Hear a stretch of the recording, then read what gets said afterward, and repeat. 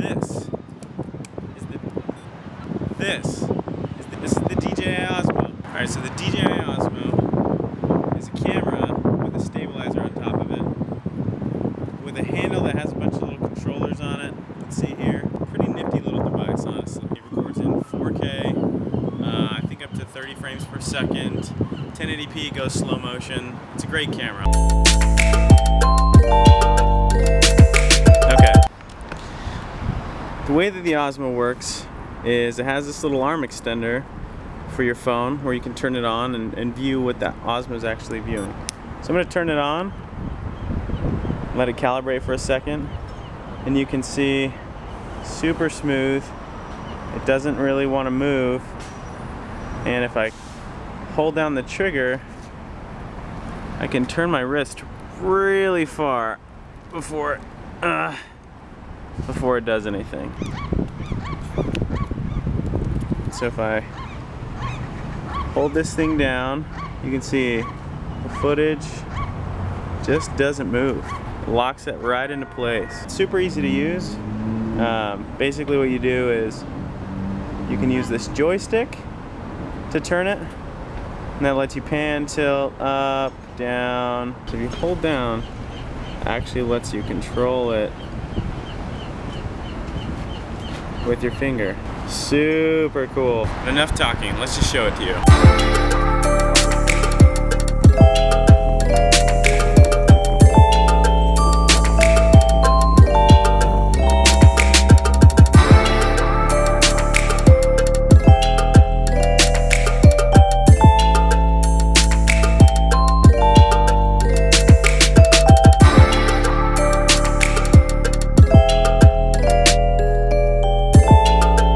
It takes pictures, it does time-lapse. If you double tap the trigger, it goes forward. If you triple tap it, we go into selfie mode. Ready? One of my favorite features about this little camera is that it does motion time-lapse, which means basically you can do a time-lapse while you're panning and tilting. To set it up, all you do is you go to this little camera button, click on time-lapse, and then you decide if you want to do just a normal time-lapse or a motion time-lapse. Then you set the time limit, the interval, then you set the time limit. Let's say we want this to go for like an hour, and then you click next. Now here's the cool thing. Let's move it to the starting position. So let's say we want to do a pan. So we start there. All you do is click add, then you go to your second position, and let's say we just want to go over here. So then all you do is you add that, you hit start, and you can see the camera went back to the beginning, and it's going to move slightly every 3 seconds for an hour. This is a feature that is honestly super high value. I mean, I paid like maybe $1,000 to do this with my DSLR, to take a picture like over a certain period of time on a slider. So to have this in a rig that costs $650 is like so cheap.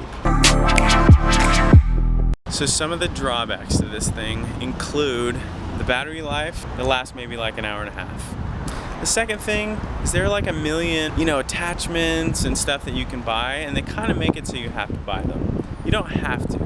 I mean, as you can see, I always go with the janky version of this. So I basically used the arm strap on the case just to tie it to the tripod, because I'm cheap like that. I mean, if you added up all of the accessories that I wanted,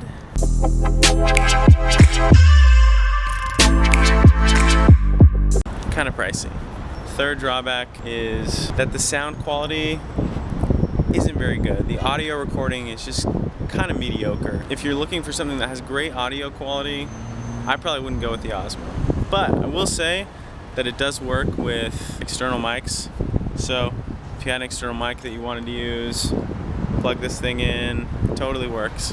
And I've gotten some okay audio that way, but there's no great way to attach it. I actually would recommend purchasing this product. Now here's why.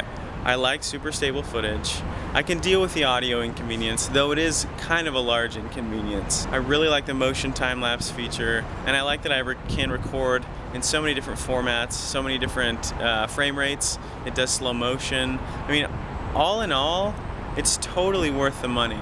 The only difference between the Osmo and the Osmo Plus is that the Osmo Plus, you can zoom in. I like it because it allows you to get a little narrower depth of field when you're recording video.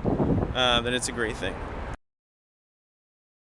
I wouldn't buy it if you're looking to just have a vlogging camera. Honestly, there are way more convenient options to vlog with, this power shot being one of them. So it's more convenient than a DSLR. But if you're looking for something to vlog with or just videotape with, it's not super great. If you're gonna take it skiing, I don't know, I haven't done it yet, so I can't really tell you on that. Mountain biking, it's okay. It's kind of hard to attach to your chest. It's a little bit heavy.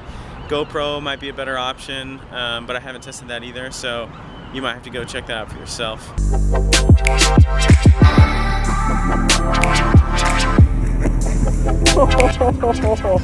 You alright? Oh, that was right on your knee. Yeah, I think I might be done.